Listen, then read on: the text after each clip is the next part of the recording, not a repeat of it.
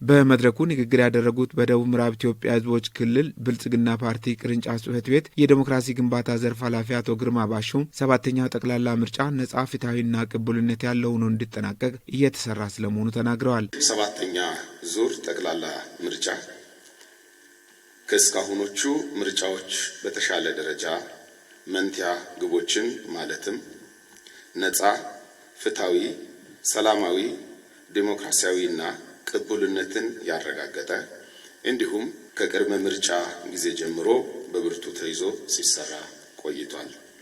አሁን በሚቀሩን በምርጫ ሂደት ይህ ተጠናክሮ የሚቀጥል ይሆናል። አጠቃላይ የምርጫ ሂደቱ ሰላማዊና ዲሞክራሲያዊ እንዲሆን አስቻይ ሁኔታዎች እንዲፈጠሩ የመሪነት ሚናችንን መወጣት ከሚጠበቁብን ኃላፊነቶች ጥቂቶች ናቸው።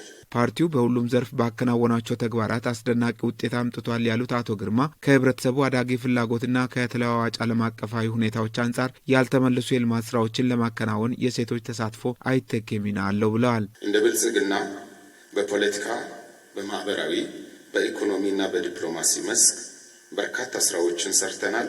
አስደናቂ ውጤቶችን አምጥተናል። በማምጣት ላይ እንገኛለን።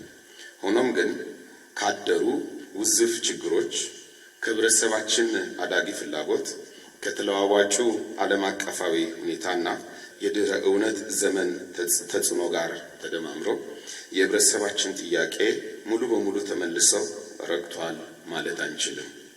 አጠቃላይ ባስመዘገብናቸው ሁለንተናዊ ስኬቶችና የቀጣይ ትልማችን ውስጥ የሴቶች ሁለንተናዊ ተሳትፎና አበርክቶ አይተካ እንደሆነም እናምናለን።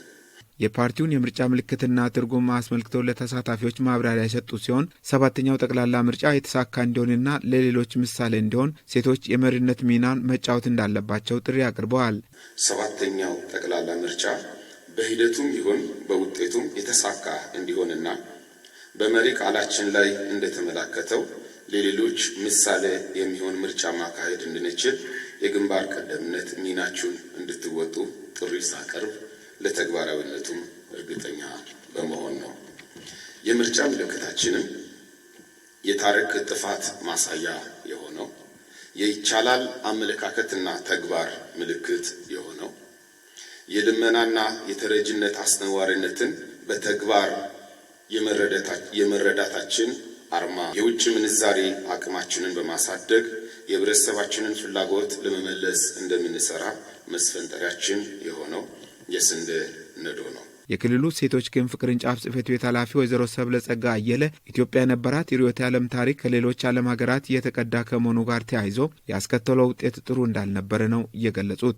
ሀገራችን ኢትዮጵያ የነበራት የርዕዮተ ዓለም ታሪክ ከተለያዩ የዓለማችን ክፍሎች መቅዳት ላይ ያተኮረ የተቀዱ ርዕዮተ ዓለሞችን ለመከተል የሞከረችባቸው ያለፉት ዓመታት ሁሉ ያገኘችው ውጤት ደግሞ መፈራረጅ፣ መካረርና የህይወት መስዋዕትነት መክፈል ነበር። የኢትዮጵያን ችግር ተንትኖ መፍትሄ በማበጀት ላይ ሳይሆን ለሌላ ችግር መፍትሄ ተብሎ የተቀመጠውን የርዕዮተ ዓለም ለመተግበር በመሞከር ላይ ያተኮረ መዳከር ስንዳከር ቆይተናል። በመሆኑም ፓርቲው ሁለንተናዊ ብልጽግናን ዓላማ በማድረግ መነሻና መዳረሻ ትልሞችን ሰንቆ ዘርፈ ብዙ ተግባራትን እያከናወነ ይገኛል ብለዋል። ብልጽግና ርዕዮትን በሚመለከት ያለው አቋም በኢትዮጵያ ፖለቲካ ታሪክ ውስጥ አዲስ ነው። ያልተሄደበትም የብልጽግና አዲሱ መንገድ ብለን ልንጠራው እንችላለን። ዋናው መገለጫው ርዕዮተ ዓለም ግልጽ ወደ ሆነውና ሁለንተናዊ ብልጽግና ማረጋገጥን ዓላማው ወዳደረገው መዳረሻችን የምንገሰገስበት መንገድ ነው ብሎ ያምናል። በሚቀጥሉት 5 ዓመታት በሴቶች ሕፃናትና ወጣቶች ሁለንተናዊ ተሳትፎና እኩል ተጠቃሚነት ላይ በቁርጠኝነት እንደሚሰራ ባቀረቡት የብልጽግና ፓርቲ ቃል ኪዳን ሰነድ አረጋግጠዋል።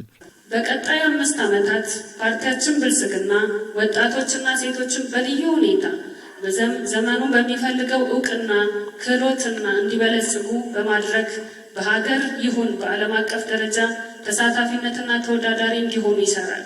የህፃናት ሁለንተናዊ ተጠቃሚነትን ለማረጋገጥ ልዩ ትኩረት ይሰጣል። በትምህርት መስክ ከመጀመሪያ ደረጃ እስከ ከፍተኛ ትምህርት ተቋም ድረስ የሴቶች ቁጥር እንዲጨምርና የሴቶች ትምህርት ተሳትፎ ከወንዶች ተሳትፎ ጋር እንዲስተካከል ለማድረግ በቁርጠኝነት የሚሰራ ይሆናል። ኢትዮጵያን ወደ ተምሳሌት ሀገር በሚል መሪ ቃል በተካሄደው መድረክ የሁሉም ዞኖች ሴቶች ክንፍ አመራሮችና አባላት እንዲሁም ጥሪ የተደረገላቸው ባለድርሻ አካላት የተሳተፉ ሲሆን የተለያዩ የኪነ ጥበብ ስራዎችም ለታዳሚዎች ቀርበዋል።